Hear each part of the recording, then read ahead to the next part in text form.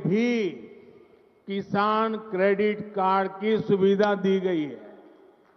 मछुआरों के लिए डीप सी फिशिंग के लिए बोट्स के आधुनिकीकरण के लिए भी सरकार मदद दे रही है।